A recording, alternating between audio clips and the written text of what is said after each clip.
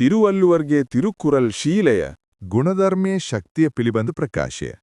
යමෙක් විශිෂ්ටත්වය, ධනය, ශීලය නිර්මාණය කරයිද, ඔහුගේ ජීවිතය උතුම්ය. යමෙක් විශිෂ්ටත්වය, ධනය, ශීලය නිර්මාණය කරයිද, ඔහුගේ ජීවිතය උතුම්ය. ගුණධර්මය පුද්ගලයෙකුට කීර්තිය හා ධනය ගෙනෙයි. එවැනි ගුණධර්මයකට වඩා පුද්ගලයෙකුට ලැබිය හැකි උතුම් යහපත කුමක්ද?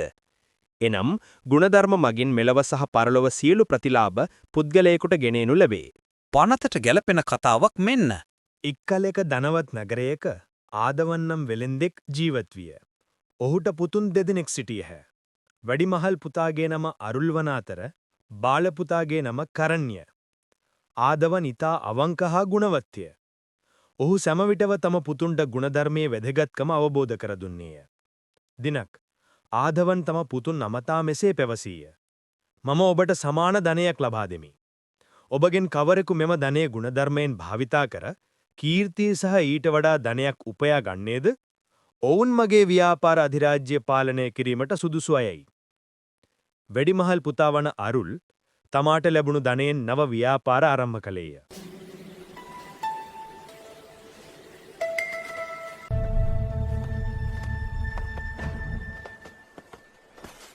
ඔහු සමවිටම ගුණධර්ම හා අවංකභාවය ප්‍රගුණ කළේය. ඔහු තම සේවකීන්ට සාධාරණ වෙටුපක් ගෙවීය. ඔහු තම ගනුදෙනුකරුවන් සමග අවංකම ව්‍යාපාර කළ අතර කිසි විටකත් වංචා කළේ නැත. ඔහු තම ලාභයෙන් කොටසක් දුප්පතුන්ට සහ පන්සර් ප්‍රතිසංස්කරණය සඳහා වියදම් කළේය. ඔහු එන ඕනම කෙනෙකුට එපා නොකියා උදව් කළේය.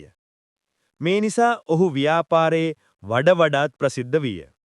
මිනිසුන් ඔහුව හැඳින්වූයේ ප්‍රසිද්ධ කරුණාව යනුවෙන්. ඔහුගේ අවංකකම සහ කරුණාව ඔහුට සෑම කෙනෙකු අතරම හොඳ නමක් දිනා දුන්නේය. ඔහුගේ ව්‍යාපාරය සමෘද්ධිමත් විය. ඔහුගේ නම එට්ටු ලෙස පැතිර ගිය. බොහෝ දෙනෙක් ඔහු අනුගමනය කළ අතර ධර්මිෂ්ඨ ආකාරයකින් ව්‍යාපාර කිරීමට පටන් ගත්තා. බාල කරන් ඔහුට ලැබුණු ධනයෙන් ව්‍යාපාර කළේය. නමුත් ඔහුට අවශ්‍ය වූයේ වටකුරු ආකාරයකින් මුදල් ඉපයීමටයි. ඔහු තම සේවකීන්ට නරක ලෙස සැලකුවේය. ඔහු ලාභය සඳහා භාණ්ඩ අපවිත්‍ර කළේය. ඔහු දුප්පතුන් සමග රළු වූ අතර ඔවුන්ට කිසිවිටකත් උදව් කළේ නැත. ඔහු මිනිසුන් අකමැති දේවල් කළේය.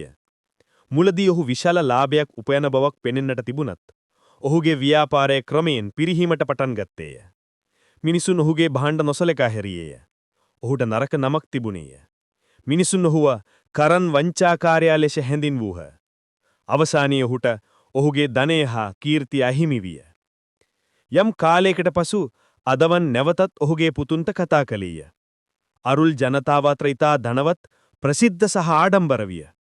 ඔහුගේ ගුණවත් ක්‍රියාවන් සඳහා බොහෝ අය ඔහුට ප්‍රශංසා කළහ. කරන් ඔහුගේ ධනය අහිමි වූ අතර මිනිසුන් විසින් ඔහුට වෛර කරන ලදී. අදවන් අරුල් දෙස සිනාසෙමින් මෙසේ පැවසිය. පුතේ, ඔබ ධර්මික ජීවිතයක් ගත කර ඇත. ශීලී ඔබට කීර්තිය හා ධනය ලබා දී ඇත. ශීලීට වඩා උතුම් ගුණධර්මයක්, එම නැත්නම් යහපතක් පුද්ගලයෙකුට නැති බව ඔබ ඔප්පු කර ඇත. කතාවේ සදාචාරය. යමෙකුට මෙලොව සහ පරලොව කීර්තිය සහ ධනය ලබා දීමට බලය ඇත්තේ ධර්මිෂ්ඨකමට පමණි. එම නිසා මෙම පද්‍යයේ ගැඹුරු අර්ථය නම් ජීවිතයේ ධර්මිෂ්ඨකමට වඩා උතුම් යහපතක් නොමැති බවයි. එක කතාවක් හෝ නවෝත්පාදනයක් අතපසු නොකරන්න. අදම සබ්ස්ක්‍රයිබ් කරන්න.